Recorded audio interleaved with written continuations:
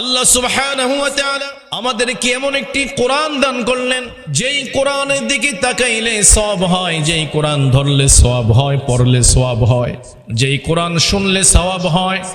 এবার আমি আপনাদের কাছ থেকে জানতে চাই, এই কোরআনটাকে আমাদের আপন বানানো দরকার আছে নাকি নাই?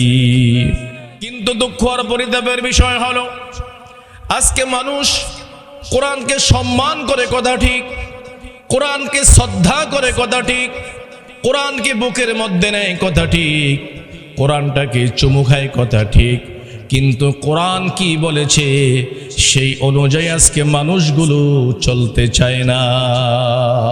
মুসলমান সাহাবায়ে কেরাম, হযরতে আবু বকর রাদিয়াল্লাহু আনহু, আমি যেই সূরাটা তিলাওয়াত করেছি এই সূরার নাম হলো সূরাতুদ দুহা। আর এর পূর্বে যেই সূরা রয়েছে সেই সূরার নাম হলো সূরাতুল লাইল।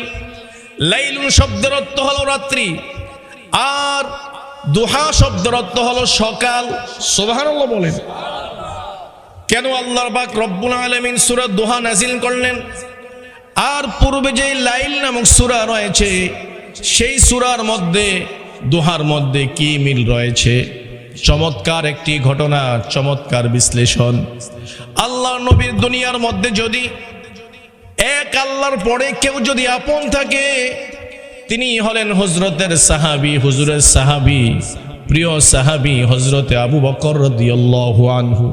সুবহানাল্লাহ। যেই আবু বকর হুজুরের হিজরতের সাথী, এই জন্য নবী আলাইহিস সালাম বলেছে, আবু বকর, আমি প্রত্যেকটা মানুষের প্রতিদান দিয়েছি, প্রত্যেকের ঋণ পরিশোধ করেছি, কেবলই মাত্র আমি তোমার ঋণ পরিশোধ করতে পারলাম না। এই আবু বকর, মনটা বেজার করো না, তোমার ঋণ আমার পক্ষ থেকে, তোমার ঋণটা হাসরের ময়দানের মধ্যে আল্লাহ পাক পূরণ করে দিবে। সেই আবু বকরের ব্যাপারে পূর্ণাঙ্গ সূরা হলো সূরাতুল লাইল। আবু বকরের কেমন চরিত্র রব্বুল আলামিন ডেকে বলে, ওয়াসায়ুজান্নাবুহাল আতকা আল্লাযী ইউতি মালাহু ইয়াতাযাক্কা। আল্লাহু আকবার। আমার ভাইয়েরা, আল্লাহ সুবহানাহু ওয়া তাআলা বলেন, ওয়াসায়ুজান্নাবুহাল আতকা, সেদিন মুত্তাকীদেরকে জাহান্নাম থেকে দূরে রাখা হবে। এ মুসলমান, এই মুত্তাকিকে, এখানে মুত্তাকি সম্পর্কে কেবলই মাত্র হযরতে আবু বকরকে বোঝানো হয়েছে। সুবহানাল্লাহ। কেননা আবু বকরের মতো মুত্তাকি এত বড় কেউ নাই। সমস্ত মুফাসসিরিন কেরাম একমত, সমস্ত মুহাদ্দিসরা একমত, আবু বকর যত আমল করেছে সমস্ত দুনিয়ার মানুষ যদি কিয়ামত পর্যন্ত আমল করে, তারপরেও আবু বকরের আমলের সমান কারো হবে না। ওয়াসায়ুজান্নাবুহাল আতকা, আল্লাহ পাক আবু বকরকে, মুত্তাকীদেরকে জাহান্নাম থেকে দূরে রাখবে। সুবহানাল্লাহ। আবু বকরের কি গুণ ছিল আল্লাহ সুবহানাহু ওয়া তাআলা সুন্দর করে জানায় দিলেন। রব্বুল আলামিন ডেকে বলেন, আল্লাযী ইউতি মালাহু ইয়াতাযাক্কা, বলে যিনি নাকি তিনার সমস্ত সম্পদগুলো আর তিনার নফসকে, আত্মাকে আল্লাহর নবীর কদমে কুরবান করে দিয়েছেন। আল্লাহর নবীর দরবারে কুরবান করার কারণে, আল্লাহর রাস্তায় নিজেকে বিলীন করার কারণে আল্লাহ পাক আবু বকরকে মুত্তাকি বলে সম্বোধন করেছেন। শুধু আবু বকরকে আল্লাহ তাআলা মুত্তাকি বলে সম্বোধন করেন নাই, আল্লাহ পাক আবু বকরের মর্যাদা এমন বাড়াই দিলেন, রব্বুল আলামিন জিবরাইল আলাইহিস সালামের মাধ্যমে আল্লাহ পাক আবু বকরকে সালাম দেয়। কে সে আবু বকর? এই জন্য হযরত আয়েশা সিদ্দিকা রাদিয়াল্লাহু আনহা নবীকে প্রশ্ন করলেন, ইয়া রাসূলুল্লাহ, ইয়া হাবিবাল্লাহ, নবী হে, আপনার কাছ থেকে জানতে চাই আমার বাবার আমল এবং ওমরের আমল কেমন। এবার নবী আলাইহিস সালাম ডেকে বলে, ওমর বড় দামি। আয়েশার মনটা খারাপ হয়ে গেল, ব্যাপার কি? হুজুর ওমরকে দামি বললেন। এবার আয়েশা মনটাকে একটু নিচু করে দিলেন, আয়েশার চেহারাটা একটু মলিন হয়ে গেল। হুজুর এই অবস্থা দেখে আয়েশাকে ডেকে বলে, আয়েশা শুনে রাখো, আমি ওমরের কথা বলার কারণে তোমার কি মনে কষ্ট লেগেছে? আয়েশার এই কষ্ট নিও না, কেননা ওমর বড় দামি। তবে জেনে রাখো, তোমার বাবার দাম এত আল্লাহ পাক বাড়িয়ে দিয়েছেন। তোমার বাবা যে আমার সাথে এক রাত্র যে হিজরত করেছিল, সেই হিজরতের সমান এত নেক আমল, হিজরতের দাম এমন ভাবে রব্বুল আলামিন বাড়াই দিল, সমস্ত আমলের, সমস্ত মানুষের জিন্দেগির আমল যদি এক পাল্লার মধ্যে দেওয়া হয়, আর আবু বকরের হিজরতের আমলটা যদি অপর পাল্লার মধ্যে উঠানো হয়, আবু বকরের হিজরতের রাত্রের আমলের পাল্লাটাই সবচেয়ে ভারী হয়ে যাবে। শুধু তাই নয়, নবী আলাইহিস সালাম আয়েশাকে বলে, আয়েশা রে, তুমি মন খারাপ করো না, কেননা রব্বুল আলামিন দুনিয়ার মধ্যে বহু কোয়ালিটির মানুষ আল্লাহ পাক বানিয়েছেন। সবচেয়ে শ্রেষ্ঠ কোয়ালিটির মানুষ হলো নবীরা, রাসূলরা, আর তাদের পরে সবচেয়ে ভালো কোয়ালিটির মানুষ হলো যিনি নাকি নবীদের পরে সবার আগে, সমস্ত উম্মতের আগে, নবীদের পরে যিনি নাকি জান্নাতে যাবেন, তিনি হলেন হুজুরের প্রিয় সাহাবী হযরতে আবু বকর রাদিয়াল্লাহু আনহু। সেই আবু বকরের মোহাব্বতে আল্লাহ পাক একটি সূরা দিয়েছেন, সূরাতুল লাইল। কেননা আবু বকর ছিলেন নবীজির সুখের দুঃখের সাথী, কথা কোন ঠিক কিনা? হুজুরের সম্পূর্ণ সুখের দুঃখের সাথী হলো হযরতে আবু বকর রাদিয়াল্লাহু আনহু। আমার বন্ধুগণ, যুবক ভাইয়েরা, আবু বকর এমনি সিদ্দিক উপাধি পায় নাই। বর্তমান মাস হলো রজব মাস। এই মাসের মধ্যে কিন্তু আমাদের নবী মেরাজের মধ্যে গিয়েছেন, কথা কোন ঠিক কিনা? হুজুরের মেরাজ একদিন না, একবার না। নবী আলাইহিস সালাম সিরাতের কিতাবের মধ্যে পাওয়া যায়, নবীজির মেরাজ হয়েছে 34 বার। কতবার? 34 বার। হুজুরের 33 বার মেরাজ হয়েছে স্বপ্ন যোগে, আর কেবলই মাত্র একবার মেরাজ হয়েছে সশরীরে। সুবহানাল্লাহ। আছে ক্যান্সার আছে নাকি? হুজুরের মেরাজ কতবার?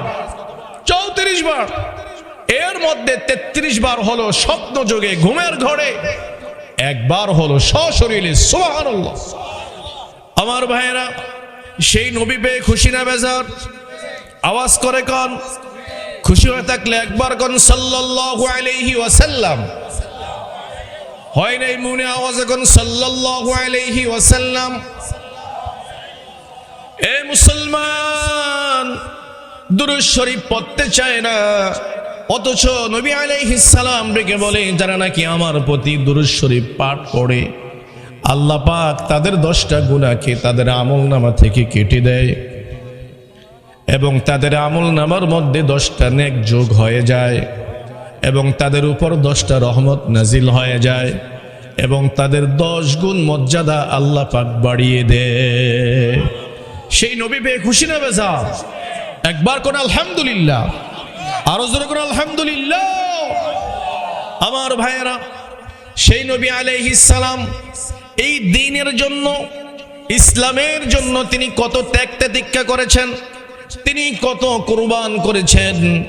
আল্লাহ নবী এতটাই কষ্ট করেছেন, সমস্ত নবীদের কষ্ট যদি এক পাল্লার মধ্যে দেওয়া হয়, আর আমার নবীর কষ্টের পাল্লা যদি অপর পাল্লার মধ্যে উঠানো হয়, স্কেল বলে দিবে আল্লাহ নবীর কষ্টের পাল্লাটাই সবচাইতে ভারী হয়ে যাবে। হুজুরকে কাফেররা এত কষ্ট দিলে, এত মারা মারলো, তারপরও আল্লাহ নবী মনে কোনো কষ্ট নেন নাই, বরং আল্লাহ নবী তাদের জন্য হাত উঠাইয়া আল্লাহ পাকের কাছে দোয়া করেছেন। আল্লাহ তাআলাকে বলেছেন, রব্বুল আলামিন, তারা বুঝে নাই, তারা আমাকে না বুঝে তায়েফের ময়দানে আমার পিঠটাকে তারা ঝাঁঝরা করে দিয়েছে। হুজুর এইভাবে কেঁদে কেঁদে আল্লাহ পাকের কাছে দোয়া করছে। জিবরিল আলাইহিস সালাম আল্লাহ নবীকে এসে বলে, ইয়া রাসূলুল্লাহ, ইয়া হাবিবাল্লাহ, দুই পাশে দুইটা পাহাড় আছে, আপনি হুকুম দেন এই পাহাড়গুলো চাপ দিয়ে আমি তাদেরকে নিঃশেষ করে দেই। নবী আলাইহিস সালাম ডেকে বলে, এই জিবরাইল, আহারে আমি তো বড় আশা নিয়া আমার মামার বাড়ি, মামার দেশ, আমি তায়েফের ময়দানে এসেছি মধুর কালেমার দাওয়াত দেওয়ার জন্য, কিন্তু হয়তো তারা বুঝে নাই, হয়তো তারা আমাকে চিনে নাই, যদি চিনতো তারা আমাকে কখনো এইভাবে প্রহার করতে পারতো না। আল্লাহ নবীর সাথে সফরকারী ছিল হুজুরের পালক পুত্র যায়েদ। যায়েদ ডেকে বলে, আমি নজর করে তাকায় দেখলাম আল্লাহ নবীর পিঠ মুবারক থেকে ফুলকি মেরে রক্তগুলো বের হয়ে গেল। হুজুরের অবস্থা একেবারে বড় করুণ হয়ে গেল। নবী আলাইহিস সালামের পিঠ মুবারক থেকে রক্তগুলো এমন ভাবে ঝরতে লাগলো, আল্লাহ নবীর জুতা মুবারক পায়ের সাথে আটকায় গেল। এবার নবীজি পাহাড়ের মধ্যে গিয়ে একটা আঙ্গুর বাগানের মধ্যে গিয়ে আশ্রয় নিলেন। সেখানে মধ্যে একটা যুবক আঙ্গুর বাগানের মধ্যে খেদমত করতেছিলেন, তিনি ছিলেন হযরতে ইউনুস আলাইহিস সালামের দেশের লোক। ওই লোক ডেকে বলে, আপনি সত্যি একজন নবী। এবার নবী আলাইহিস সালাম ডেকে বলে, তুমি কোন দেশের মানুষ? আমি ইউনুস নবীর এলাকার মানুষ। কয়, আপনি ইউনুস নবীকে কিভাবে চিনলেন? নবী আলাইহিস সালাম ডেকে বলে, যুবক রে, ইউনুস তো আমার ভাই। সুবহানাল্লাহ, ইউনুস তো আমার ভাই, কেননা নবীরা ভাই। সুবহানাল্লাহ, ইউনুস তো আমার ভাই। সেই ইউনুসকে তো আল্লাহ পাক সেই তাওহীদের বার্তা নিয়ে জমিনের মধ্যে পাঠাইছে। এবার ওই যুবক আল্লাহ নবীর মেহমানদারি করলেন, খেদমত করলেন, কিন্তু তায়েফের কোনো লোকেরা আল্লাহ নবীর কালামাকে গ্রহণ করলেন না। এবার নবী আলাইহিস সালাম ফজরের সময় তিনি যখন নাকি নামাজের মধ্যে তিলাওয়াত করলেন, যখন নাকি আল্লাহ নবীর চমৎকার কণ্ঠে তিনি কোরআন তেলাওয়াত করেন, ঠিক সেই মুহূর্তে জিন্দের একটা দল আল্লাহ নবীর পাশ দিয়ে অতিক্রম করতে লাগলো। কুরআনুল কারীমের মধ্যে আছে, ইন্না সামি'না কুরআনান আজাবা। জিনেরা বলতে লাগলো, কি আশ্চর্যজনক কোরআন আজকে আমরা শুনলাম। সুবহানাল্লাহ। এবার নবী আলাইহিস সালামের নামাজ শেষ হয়ে গেল। আজ জিনেরা আল্লাহ নবীর কণ্ঠে পাগল হইয়া, কোরআনের আকর্ষণে আকর্ষিত হইয়া জিনেরা তৎক্ষণাৎ আল্লাহ এবং আল্লাহ নবীর উপর কালেমা পড়ে মুসলমান হয়ে গেল। এবার জিবরাইল আলাইহিস সালাম এসে আল্লাহ নবীকে জানাই দিল, নবী আমার, আপনি সাকসেস, আপনি সফল কাম, কেননা রব্বুল আলামিন আপনার মাধ্যমে সফলতা দান করবেন। আপনি মানুষের কাছে দিনের দাওয়াত নিয়ে গিয়েছেন, কথা ঠিক, কিন্তু তারা আপনার দাওয়াতকে কবুল করে নাই, তারা কালেমার স্লোগানকে তারা মানে নাই। কিন্তু না মানলে কি হবে? আপনার পাশ দিয়া একদল জিন তারা গিয়েছিল, আপনার কোরআনুল কারীমের তেলাওয়াত শুনে তারা আপনার উপর, আল্লাহর উপর ঈমান এনে তারা মুসলমান হয়ে গেল। আমার ভাইয়েরা, এবার আল্লাহ নবীর কলিজাটা ভরে গেল, আল্লাহ নবীর মনটা বড় শান্ত হয়ে গেল। এবার আমি আপনাদের খেদমতে মূল আলোচনায় চলে যাই, সেটা হলো সূরাতুদ দুহা। আমি তেলাওয়াত করেছি এই সূরাতুদ দুহা। এই সূরাটা কেন নাজিল করা হলো? বুখারীর বর্ণনা, দুইটা ধরনের ব্যাখ্যা পাওয়া যায়। তিরমিজি শরীফের হাদিসের মধ্যে সহ এই শানে নুজুল পাওয়া যায়, ব্যাখ্যা পাওয়া যায়। এক নম্বর ব্যাখ্যা হলো, নবী আলাইহিস সালাম বড্ড অসুস্থ হয়ে গেল। অসুস্থ হয়ে যাওয়ার পরে নবী আলাইহিস সালাম 2 থেকে 3 দিন তাহাজ্জুদের নামাজ আদায় করতে পারেন নাই। হুজুর ঘুম থেকে উঠতে পারেন নাই, হুজুর অসুস্থ হয়ে গেল। কেননা তাহাজ্জুদের নামাজ সমস্ত নবীদের জন্য ফরজ ছিল। তাহাজ্জুদের নামাজ সমস্ত নবীদের জন্য ফরজ ছিল, কিন্তু রব্বুল আলামিন এই উম্মতের উপর মায়া করে, মোহাব্বত করে আর তাহাজ্জুদের নামাজ কেবলই মাত্র নবীদের জন্য খাস ছিল, উম্মতের জন্য ছিল না। রব্বুল আলামিন ডেকে বলে ওয়া মিনাল লাইলি ফাতাহাজ্জাদ বিহি নাফিলাতান লাকা আসা আন ইয়াবআসাকা রাব্বুকা মাকামান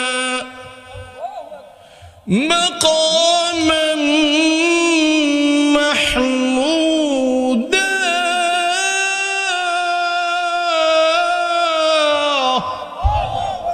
রব্বুল আলামিন ডেকে বলে আজ থেকে আমি তাহাজ্জুদের সালাতটাকে সবার জন্য নফল করে দিলাম। যে কেউ চাইবে তাহাজ্জুদের নামাজ আদায় করবে, আর যারা নাকি তাহাজ্জুদের নামাজ আদায় করবে আল্লাহ পাক তাদেরকে মাকামে মাহমুদের মধ্যে আল্লাহ পাক স্থান দান করবে। আমার ভাইয়েরা, নবী আলাইহিস সালাম ঘুম থেকে উঠতে পারেন না, বড় অসুস্থ হয়ে গেলেন। আরেক বর্ণনা হলো নবী আলাইহিস সালামের উপর একজন ইহুদি আল্লাহ নবীকে প্রশ্ন করলেন, ভাই তুমি যেহেতু নবী, তোমার কাছে জানতে চাই রূহ কি। এবার নবী আলাইহিস সালাম তাদেরকে বললেন, আগামীকাল এসো, আমি তোমাদেরকে রূহ সম্পর্কে জানাই দিব। কিন্তু আল্লাহর নবী ইনশাআল্লাহ বলে নাই। তার মানে কি নবীজি ভুল করছে নাকি? না না, নবীজি ভুল করে নাই, কিন্তু আল্লাহ পাক আল্লাহ নবীর মাধ্যমে এই বান্দাকে শিক্ষা দিয়েছেন। সুবহানাল্লাহ। আমার ভাইয়েরা, কিছুদিনের জন্য ওহী বন্ধ ছিল। ওহী বন্ধ থাকার কারণে কাফের বেঈমানেরা আল্লাহ নবীকে বৎসনা দিতে লাগলেন, আল্লাহ নবীকে কষ্ট দিতে লাগলেন। তারা বলে, দেখো মুহাম্মদের আল্লাহ মুহাম্মদকে ভুলে গেছে। নাউজুবিল্লাহ। আর হুজুরের আপন চাচি উম্মে জামিল, আবু লাহাবের স্ত্রী, ওই আবু লাহাবের স্ত্রী আল্লাহ নবীকে ডেকে বলে, মুহাম্মদ তোমার কাছে যে একটা শয়তান আসতো, ওই শয়তানটা এখন দেখি তোমার কাছে আসে না। নাউজুবিল্লাহ। আল্লাহ নবীর কাছে শয়তান আসতো না, জিব্রাইল আইতো। আওয়াজ করে কোন? জিব্রাইল আলাইহিস সালাম আসতেন। কিন্তু ওই উম্মে জামিল জিব্রাইলকে শয়তান বলল। জিব্রাইল একটা নাম আছে আপনারা জানেননি, জিব্রাইলের নাম হলো রুহুল আমিন। জিব্রাইল আলাইহিস সালামের নাম হলো রুহুল আমিন। এইভাবে জিব্রাইল আলাইহিস সালামকে শয়তান বললেন। আল্লাহ পাক তাদের মোকাবেলায় সূরাতুদ দুহা নাজিল করলেন। রব্বুল আলামিন ডেকে বলে ওয়াদ-দুহা। আল্লাহ তাআলা এখানে কসম করলেন, কসম। রব্বুল আলামিন ডেকে বলে ওয়াদ-দুহা, সকালের কসম। ওয়াল-লাইলি ইযা সাজা, রাত্রের কসম, যখন তা রাত্রটা নিঝুম হয়ে যায়। এ মুসলমান, আল্লাহ পাক আল্লাহ নবীর শানে কথা বলবে। আল্লাহর তো কসম খাওয়ার কোনো দরকার নাই। আছে কোনো দরকার নাই। আপনি গোটা কোরআন শরীফে আপনি দেখেন, কোরআন শরীফের মধ্যে রব্বুল আলামিন আসমান এবং জমিন মিলাইয়া 40টা কসম করেছেন। কয়টা কসম? 40টা। আসমানের মধ্যে 20টা কসম খাইলেন, জমিনের মধ্যে আল্লাহ পাক 20টা কসম খাইলেন। তার মানে হলো নবমণ্ডল এবং ভূমণ্ডল মিলাইয়া আল্লাহ পাক 40টা কসম খাইলেন। কিন্তু রব্বুল আলামিনের কসমের কোনো প্রয়োজন নাই। আল্লাহ রব্বুল আলামিন বলে, বান্দারে তোমরা তো কসম খাইলে, তাড়াতাড়ি বিশ্বাস করো। এই জন্য আমি তোমাদেরকে বড় মায়া করি, বড় মোহাব্বত করি। এই জন্য আমি আল্লাহ তাআলা কসম খাইলাম। আল্লাহ পাক রব্বুল আলামিন যা তার কসম খান নাই, যেগুলো তোমাদের কাছে বড় দামি সম্পদ, যেগুলো তোমাদের কাছে দামি জিনিস, আল্লাহ পাক দামি দামি বস্তুগুলোর কসম খাইলেন। এখানে সকালটা বড় দামি জিনিস। বলে কেমন দামি? এই জন্য বর্তমান সময়ে আপনি যদি হার্টের রোগ নিয়ে যান, আপনি যদি ডায়াবেটিসের রোগ নিয়ে যদি আপনি যান, তাহলে ডাক্তার আপনাকে বলবে সকালবেলা ঘুমাইও না, সকালবেলা ঘুমটা মাইর দিয়া রাস্তার মধ্যে হাঁটা চলা করো, আশা করা যায় তোমার ডায়াবেটিস ভালো হয়ে যাবে। কতক্ষণ ঠিক কি না? তাহলে সকালের দাম আছে নাকি নাই? তাই নয়, এই সকালবেলা রব্বুল আলামিন আমাদেরকে আরেকটা নিয়ামত দিয়েছেন। সেই নিয়ামতের নাম হলো সূর্য। এই সূর্যটা আমাদের জন্য কত বড় নিয়ামত। আল্লাহু আকবার। এই বিষয়ে যদি আমি আপনাদের খেদমতে কথা বলি অনেক লম্বা সময় চলে যাবে, তারপরও আমি আপনাদেরকে একটু ইঙ্গিত দিয়ে দেই। আল্লাহ পাক সূর্যটা বানাইলেন, এই সূর্যটাকে রব্বুল আলামিন চতুর্থ আকাশের মধ্যে আল্লাহ পাক ফিট করলেন। ওখান থেকে আল্লাহ তাআলা জমিনের মধ্যে আলো দেন। আর আকাশটা আল্লাহ তাআলা কেমন করে বানাইলেন? বলে আকাশটাকে রব্বুল আলামিন গ্লাস দিয়া বানাইছেন, গ্লাস। এবার আমি আপনাদের কাছ থেকে জানতে চাই, গ্লাসের অপর পৃষ্ঠ থেকে আপনি যদি টর্চ লাইট মারেন তাহলে গ্লাসের অপর পাশ দিয়ে আলো যাবে কি যাবে না? কথা বলেন, যাবে কি যাবে না? যাবে। ঠিক তদ্রূপভাবে আল্লাহ তাআলা আসমানগুলোকে স্বচ্ছ গ্লাস বানাইছেন, যে গ্লাসের মধ্যে কোনো ময়লা নাই, যে গ্লাসের মধ্যে কোনো কালি নাই, যে গ্লাসের মধ্যে কোনো দাগ নাই। আল্লাহু আকবার। আল্লাহ পাক সূর্যের আলোর মধ্যে এমন একটা নিয়ামত দিয়ে দিয়েছেন, যেই ক্ষেতের মধ্যে রৌদ্র যত বেশি পড়বে ওই ক্ষেতের মধ্যে তত বেশি ফসল হবে। কেননা যদি জমিনের আশপাশে যদি গাছালি থাকে ওখানে দান হয়? কথা কোন হয়? হয় না। আল্লাহ পাক রব্বুল আলামিন এমনটি সূর্য দিয়েছেন, আর এই সূর্যটা সকালবেলা উদিত হয়। সূর্যটা বড় দামি। এই দামি সূর্য দেখে রব্বুল আলামিন সূর্যের পর্যন্ত কসম খাইলেন, ওয়াশ-শামসি ওয়া দুহাহা। আল্লাহু আকবার। আল্লাহ তাআলা সূর্য এবং সকালের কসম ওই আয়াতের মধ্যে রব্বুল আলামিন সূর্য এবং সকালের কসম খাইলেন। এই সকালের কসম খাইয়া রব্বুল আলামিন তারপরে আবার রাত্রের কসম খাইলেন, কেননা রাত্র বড় দামি। বলে কেমন দামি?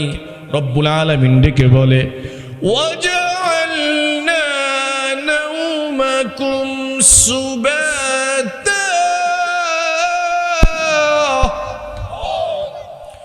وجعلنا النهار معاشا। রব্বুল আলামিন ডেকে বলে, বান্দারি আমি রাত্রটা এই জন্য বানাইছি তোমাদের আরামের বস্তু। সুবহানাল্লাহ। কেননা সারে অফিস করার জন্য সকাল 9টা থেকে বিকাল 4টা পর্যন্ত অফিস করে, মানুষের সাথে কথা বলতে বলতে ব্রেনটা হ্যাং হয়ে যায়। কথা কোন ঠিক কিনা? বাসার মধ্যে আসার পরে ম্যাডামের সাথেও ভালো আচরণ করে না। বলে কেন? মেজাজ খুব খারাপ। কথা কবি না, পানি দে, আমাকে ভাত দে, খাওন দে, ঘুমের ব্যবস্থা কর, আছে নাকি নাই? কিন্তু বান্দা যখন নাকি টাইম মতো ঘুমায় যায়, আবার যখন নাকি রাত্র 4টা বাজে কিংবা 5টা বাজে উঠে যায়, তখন দেখবেন মাগরিবের সময় যেই মেজাজ ছিল ওই মেজাজ আর এখন নাই। এখন স্ত্রীকে ডেকে বলে, স্ত্রী আমার কথায় কি তুমি কষ্ট পেয়েছো কিনা? যদি কষ্ট পেয়ে থাকো আমাকে ক্ষমা করে দাও, আমার অফিসের টাইম হয়েছে, আমি অফিসের মধ্যে যাব। কথা কোন ঠিক কিনা? কেননা সারাদিনের ক্লান্তি ঘুমের মাধ্যমে দূর করে দেন কে? আওয়াজ করে কোন কে? আমার ভাইয়েরা, রব্বুল আলামিন নিজুম রাতের কসম খাইলেন। নিজুম রাত। বলে নিজুম রাতের কসম কেন খাইলেন? বলে নিজুম রাতে মানুষের আরামটা বেশি হয়, ঘুম বেশি হয়। কথা কোন ঠিক কিনা?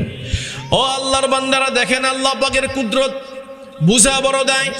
রব্বুল আলামিন দিনের বেলা দিলেন সূর্য, রাতের বেলা আল্লাহ পাক দিলেন চাঁদ। সুবহানাল্লাহ। সূর্যের আলো বড় প্রখর, বড় কঠিন, আর চাঁদের আলোটা বড় মিষ্টি। কেননা যেই ফল গাছের মধ্যে চাঁদের আলো বেশি পড়বে ওই ফল তত মিষ্টি হবে, তত স্বাদ হবে। এই স্বাদ বাড়িয়ে দিয়েছেন কি? কেননা যদি এই 500 পাওয়ার লাইট যদি রুমের মধ্যে জ্বলে আপনি ঘুমাতে পারবেন না। এই 500 পাওয়ারের লাইটটাকে বন্ধ করে দিয়ে ডিম লাইট যখন নাকি আপনি রুমের মধ্যে ব্যবহার করবেন তখন আপনার ঘুম চলে আসবে। ঠিক তদ্রূপভাবে রব্বুল আলামিন দিনটাকে দিয়েছেন কর্ম করার জন্য, আর রাতটাকে দিয়েছেন কেবলই মাত্র আরাম করার জন্য। সুবহানাল্লাহ। তারপরও আমরা সেই রবের কৃতজ্ঞতা আদায় করি না। আহারে, রব আমাদেরকে 5 বার ডাকতেছে দৈনিক। কয়বার? 5 বার ডাকতেছে। রব্বুল আলামিন ফজরের সময় আমাদেরকে ডাকতেছেন, মুয়াজ্জিন সাহেব তার কণ্ঠে কত সুন্দর করে বলেন, আসসালাতু খায়রুম মিনান নাওম।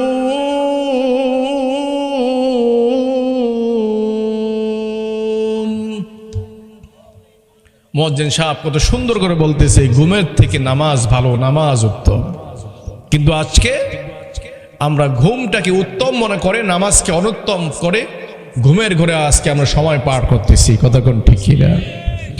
আমার ভাইয়েরা, সে রব্বুল আলামিন আমাদেরকে অজস্র অসংখ্য নিয়ামত দান করলেন। যেই নিয়ামত আল্লাহ তাআলা আমাদেরকে দান করলেন বান্দারে, ওই নিয়ামত কখনো গণনা করে শেষ করতে পারবি না। আল্লাহ পাক ডেকে বলে, ওয়া ইন তাউদ্দু নি'মাতাল্লাহি লা তুহসুহা। আল্লাহু আকবার। আমি তোমাদেরকে এত অসংখ্য নিয়ামত দিয়েছি, তোমরা কেউ আমার নিয়ামত গণনা করে শেষ করতে পারবে না। এই মানুষ, আপনার মধ্যে আপনি তালাশ করে দেখেন রব্বুল আলামিন কত নিয়ামত আপনাকে দিয়েছেন। এই যে আমি আপনি কথা বলি, কথা বলার জন্য আল্লাহ পাক আমাদেরকে একটা জিহ্বা দিয়েছেন, এর মধ্যে আবার ছোট্ট আরেকটা জিহ্বা দিয়েছেন। কতক্ষণ ঠিক কি না? আল্লাহ রব্বুল আলামিন আমাদেরকে চিন্তা করার জন্য কত সুন্দর একটা ব্রেন দিয়েছেন। এই ব্রেনটা কোন জায়গায় জানেননি আপনারা? ব্রেনটা হলো পিছনে। কোন দিকে? সামনে না, কোন দিকে? পিছনে। পিছনে এই মাথার মধ্যে পিছন সাইডে আল্লাহ পাক আমাদেরকে ব্রেন দিয়েছেন। আর ব্রেনটা কোন জায়গার মধ্যে রাখছেন? আল্লাহ বলে, বান্দারে তোমাদের ব্রেনটাকে আমি পানির মধ্যে বাসায়া রেখেছি। সুবহানাল্লাহ। আল্লাহ পাক মানুষের ব্রেনটাকে কোথায় রাখছেন? পানির মধ্যে বাসায় রাখছেন। আর এই ব্রেনটার দাম কত, মূল্য কত? বর্তমান বিজ্ঞান ডেকে বলে, ডাক্তাররা বলে, এই ব্রেনটার এত দাম, এত মূল্য, 30 লক্ষ মিলিয়ন ডলার। কত লক্ষ? 30 লক্ষ মিলিয়ন ডলার। আপনার বাবার, আমার বাবার সাধ্য আছে একটা ব্রেন কিনার? আছে সাধ্য? এই ব্রেন দিয়েছেন কে? জোরে কোন কে? আজকে এই ব্রেন খাটাইয়া আজকে মানুষ অন্যায়, অবিচার, জুলুম, নির্যাতন করে। কতক্ষণ ঠিক কিনা?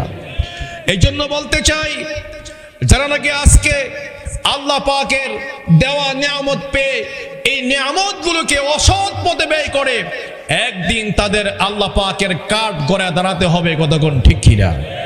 সুতরাং সেদিন দেখা যাবে কত ধানে কত চাল।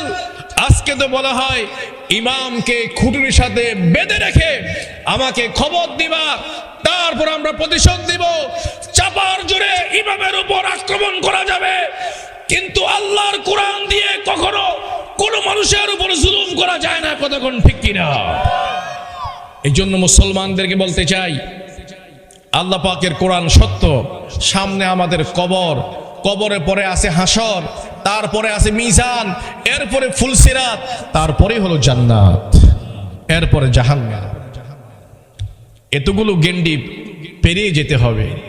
হযরত ওসমান ইবনে আফফান রাদিয়াল্লাহু আনহু কবর দেখলেই হাউমাউ করে কান্না করতেন। অথচ তার সম্পদের অভাব ছিল না, নেতৃত্বের অভাব ছিল না। কিন্তু আজকে তো সোনার বাংলাদেশের মধ্যে নেতৃত্ব পাওয়ার পরেই নেতৃত্ব কোন জায়গার মধ্যে খরচ করবে হুঁশ থাকে না। কথা কন না কেন? এই নেতৃত্ব দিয়েছেন কে? আওয়াজ করে কোন কে? এই জন্য বলতে চাই, তোমরা যারা আগামীতে ক্ষমতায় আসবে, ফেরাউন থেকে শিক্ষা গ্রহণ করতে হবে, আবু জাহাল থেকে শিক্ষা গ্রহণ করতে হবে। যদি শিক্ষা গ্রহণ না করো, জুলাই গণ অভ্যুত্থানে হাসিনা যেমন দশা হয়েছে, ইন্ডিয়ার মধ্যে তোমরা জায়গা পাবে না। কতক্ষণ ঠিক কিনা? সুতরাং এখন থেকেই সতর্কতা অবলম্বন করতে হবে। আমরা কারো অকল্যাণকামী নই, আমরা সকলের কল্যাণকামী। কতক্ষণ ঠিক কিনা?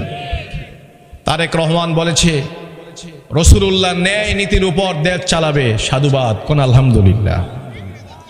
কি বেজার হয়েছেন নাকি কথাটার মধ্যে? একটু জোরে কোন আলহামদুলিল্লাহ। আমরা সেই প্রেক্ষাপট দেখতে চাই, অপেক্ষায় আমরা আছি। কতক্ষণ ঠিক কিনা? কিন্তু যদি এর বহির্ভূত যদি হয়, এর বাহিরে যদি এক চুল যদি সরে যায়, জুলাই গণ অভ্যুত্থানে যেমন নাকি যুবকরা জবাব দিয়েছে, এদেশে তাওহীদি মুসলমান তখন উপযুক্ত জবাব দিবে। কথা কোন ঠিক কিনা? আমরা কারো বিপক্ষে নয়, আমরা কারো অকল্যাণকামী নই, আমরা মানুষের কল্যাণকামী, আমরা ভালো কাজের পক্ষে, খারাপের বিপক্ষে। কথা কোন ঠিক কিনা? আমার ভাইয়েরা, এই জন্য বলতে চাই, আল্লাহর দেওয়া ইনসাফ কায়েম করার জন্য ইনসাফের আজকে কথা বলতে গিয়ে জুলাই অভ্যুত্থানের অগ্রগামী সৈনিক শহীদ হাদি আমাদের থেকে চলে গিয়েছে। কথা কোন ঠিক কিনা? তার একটাই দোষ ছিল, একটাই অন্যায় ছিল। সেই অন্যায় ছিল সে ইনসাফের পক্ষে কথা বলে। সে কিসের পক্ষে কথা বলে? ইনসাফের পক্ষে কথা বলে। আমি তো আশ্চর্য হয়ে গেলাম, সেটা হলো ওসমান হাদি, তার ব্যাকগ্রাউন্ডটা কত চমৎকার। তার বাবা একজন আলেম, সুবহানাল্লাহ। তার মা একজন ধার্মিকা, একজন হাউসওয়াইফ, গৃহিণী। আজকে ফ্যাক্টরি ভালো হওয়ার কারণে মালটাও ভালো হয়েছে। কথা কন না কেন? ফ্যাক্টরি ভালো হওয়ার কারণে ওই প্রোডাক্টটা, মালটাও কি হয়েছে? ভালো হয়েছে। এই জন্য হাদি সব সময় বলতেন যে আমার বাবা আদর্শবান পিতা। সুবহানাল্লাহ। সে আদর্শবান পিতা আমরা হতে চাই কি চাই না? আওয়াজ করে কোন চাই কি চাই না? আমার বন্ধুগণ, যুবক ভাইয়েরা, আল্লাহ সুবহানাহু ওয়া তাআলা নিজ উমরাতের কসম খাইয়া এবার আল্লাহ পাক রব্বুল আলামিন ডেকে বলে, মা ওয়াদ্দাআকা রাব্বুকা ওয়া মা ক্বালা। আপনার রব আপনাকে ভুলে নাই এবং আপনার রব আপনার উপর বিন্দু মাত্র অসন্তুষ্ট হয় নাই। সুবহানাল্লাহ। কাফেররা কি বলল? মুহাম্মদের আল্লাহ মুহাম্মদকে ভুলে গেছে। কোন নাউজুবিল্লাহ। আল্লাহ কি বলতেছে? মা ওয়াদ্দাআকা রাব্বুকা ওয়া মা ক্বালা। আপনার রব আপনাকে ভুলে নাই এবং আপনার উপর কোনো কষ্ট নেন নাই, আপনার উপর কোনো গোসাও নাই। সুবহানাল্লাহ। এবার আল্লাহ তাআলা আল্লাহ নবীকে ডেকে বলে, মা ওয়াদ্দাআকা রাব্বুকা ওয়া মা ক্বালা ওয়ালাল আখিরাতু খায়রুল লাকা মিনাল উলা। কেননা আপনার জন্য দুনিয়ার চাইতে শ্রেষ্ঠ হলো আখিরাত। দুনিয়া চাইতে শ্রেষ্ঠ কি? আখিরাত। আচ্ছা বলেন তো, দুনিয়া কি স্থায়ী না অস্থায়ী? আওয়াজ করে কোন? এই দুনিয়ার মধ্যে কেউ থাকবে? আপনার দাদা, আপনার বাবা, আপনার বড় দাদা, এর পূর্বপুরুষ আজকে তারা কোথায়? একদিন আমি থাকবো কোথায়? আল্লাহু আকবার। সেই মৃত্যুকে আমাদের সামনে রাখতে হবে। কথা কোন ঠিক কিনা? যুবক ভাইয়েরা, যুব সমাজের মাহফিল, আমি যুবকদেরকে বলতে চাই, তোমরা মাহফিল দিয়েছো কথা ঠিক, কিন্তু যুবকরা যদি আজকে সমাজটাকে নামাজি বানায় নেয়, ভালো না খারাপ? আওয়াজ করে কোন?